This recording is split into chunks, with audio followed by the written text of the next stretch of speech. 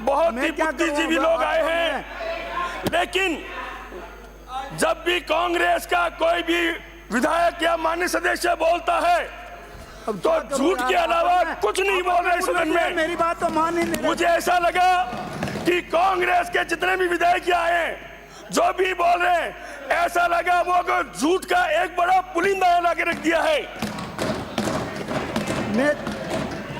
माननीय सभापति जी, माननीय सभापति जी, मेरा निवेदन है कि आज जब कांग्रेस के हमारे माननीय सदस्य यहाँ बीच में खड़े थे, पहले नारेबाजी कर रहे थे, इनके एक वरिष्ठ नेता सचिन पायलट जी बैठे सोच रहे थे बैठे बैठे कि मैंने कैसे लोगों को टिकट देके जीता के भेज दिया। जो यहाँ अव्यवस्था करने के लिए आए हैं वो बैठे बैठे सोच रहे थे। ये वो खड़े इसलिए नहीं हुए क्योंकि वो सोच रहे थे कि मैंने क्या कर दिया हमारी पार्टी ने। सुनो, नाम फिर हम भी लेना जानते हैं, आप क्यों नाम लेते हो? अब ऐसे इधर उधर क्यों देख रहे हो? वो ऐसा नहीं, वो सदन के सदस्य यहाँ पे मौजूद नहीं है, देख रहे थे, यहाँ पे मौजूद नहीं है। तो मदन जी कौन से मौजूद थे जब माननीय हरिवंश जी बोल रहे थे? माननीय सदस्य यहाँ पे विराजिए, वो विराजिए। माननीय सभापति जी, उनको बोलने दीजिए। माननीय सभापति जी, मैं फिर कह देता हूँ, ये मुख्यमंत्री जब बोलेंगे ना एक एक जवाब ले लेंगे।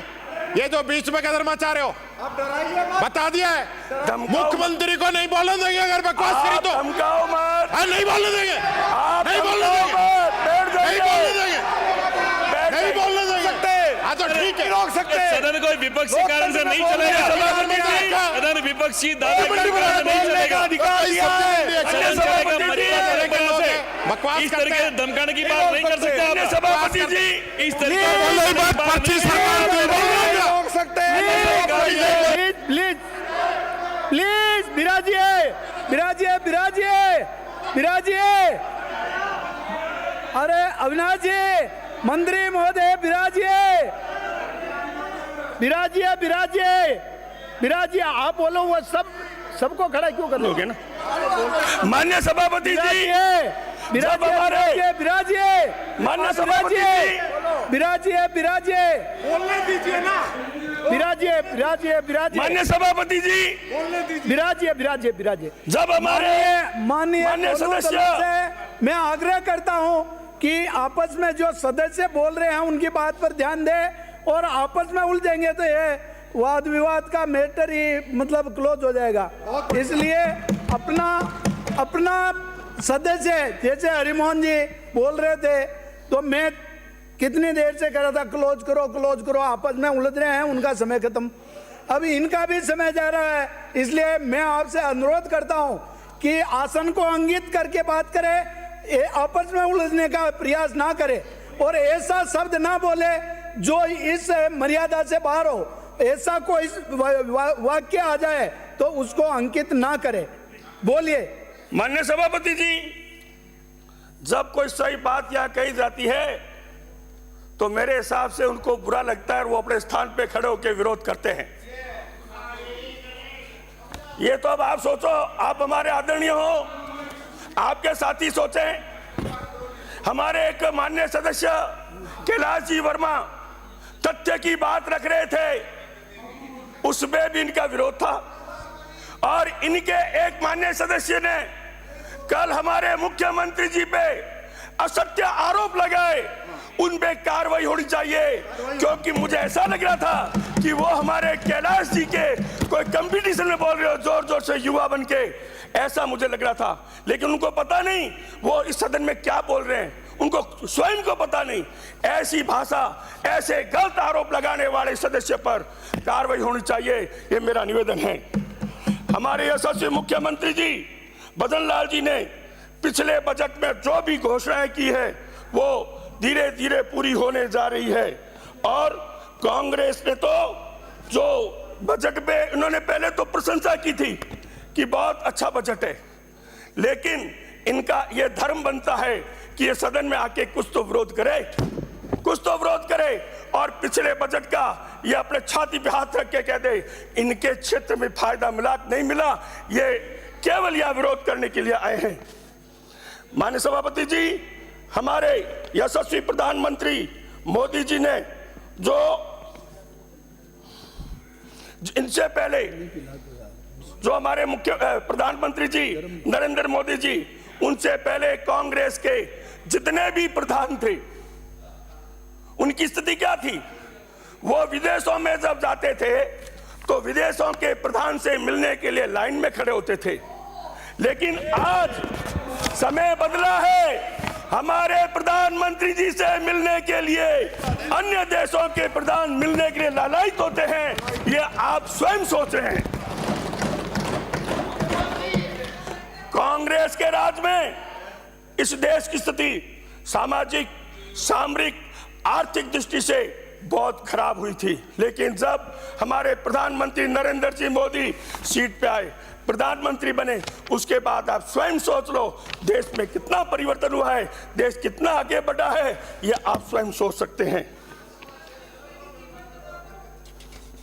वो तो मैं बता दूंगा आपको, चिंता मत करो।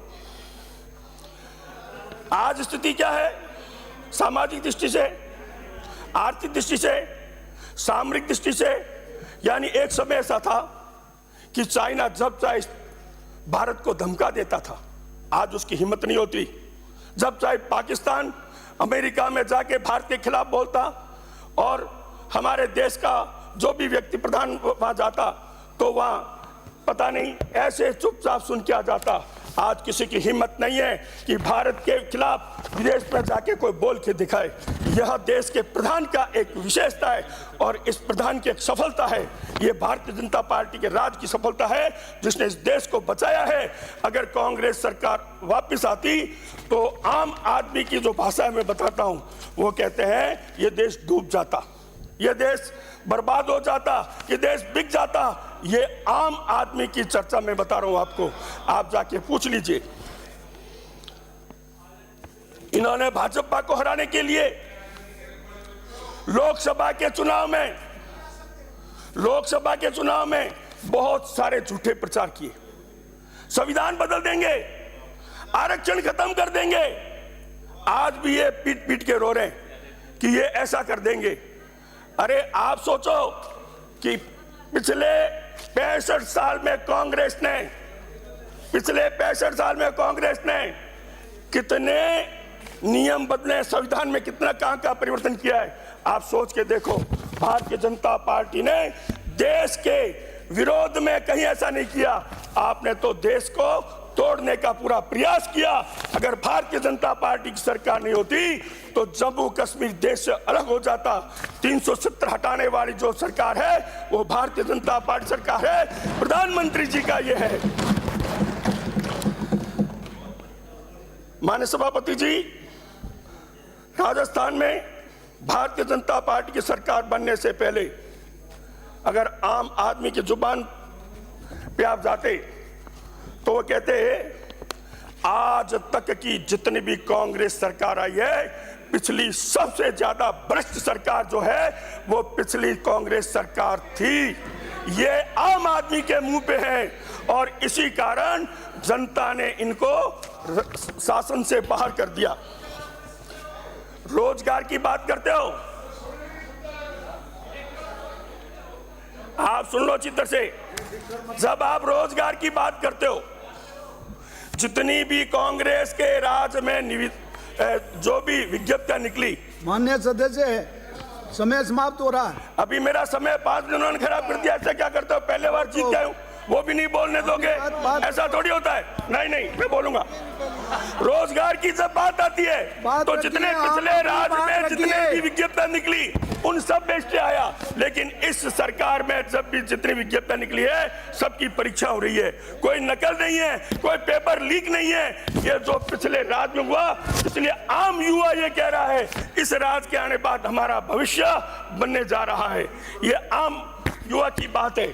माननीय सभापति जी, हमारी सरकार पुरजोर से कोशिश कर रही है और बराबर की है कि प्रदेश में चिकित्सा शिक्षा को बढ़ावा मिले। छोटे शहरों और कस्बों में विशेषज्ञ चिकित्सा सेवाएं प्रारंभ हो और अस्पतालों में चिकित्सकों की कमी दूर हो। इसके लिए 1 वर्ष में 5 मेडिकल सरकारी कॉलेजें और 3 निजी कॉलेजें प्रारंभ हुई है। हर गांव ढाणी तक स्वास्थ्य सेवा को सुदृढ़ बनाना हमारी सरकार की सर्वोच्च प्राथमिकता है। पिछले वसुंधरा जी के राज में बीकानेर में सैटेलाइट को 2007 में उसको जिला अस्पताल घोषित किया गया था, लेकिन वो एक स्वास्थ्य केंद्र जैसा बन के रह गया था। वहाँ मलम पट्टी भी नहीं थी, लेकिन फिर जब बीजेपी उसका काम शुरू हुआ, फिर इन्होंने वही हालत कर दी उसकी। आज भाजपा की सरकार बनने के बाद वहाँ सब प्रकार की यानी सुविधाएं हैं, सब प्रकार की जांच हो रही है। और मैं आपको बता दूं, वहाँ गाने के ऑपरेशन भी शुरू हो गए हैं। इस प्रकार हमारे मुख्यमंत्री भजन लाल जी व चिकित्सा मंत्री गजेंद्र सिंह जी ने जो काम किया है चिकित्सा के क्षेत्र में, आज तक नहीं हुआ। इसलिए मैं उनको धन्यवाद देता हूं कि उन्होंने चिकित्सा का काम किया है। राजस्थान में हर गांव ठाणी तक स्वास्थ्य की सेवाएं पहुंच रही है। जब पानी की बात करें तो आप देखो कि राज्य सरकार का प्रयास है कि गांव ढाणी में बसे लोगों को स्वच्छ पेयजल सुलभ हो। जल जीवन मिशन के रूप में विगत सरकार को हर घर तक नल से जल पहुंचाने का बड़ा अवसर मिला था, लेकिन दुर्भाग्य की बात है उन्होंने प्रारंभ करने का कीमती समय गंवा दिया और कार्य प्रारंभ नहीं किया। जब कार्य प्रारंभ किया उसमें घोटाले सरकार ने किए, कांग्रेस ने, यह सबके सामने विदित है। इसलिए मैं ये लगातार हो रहा है।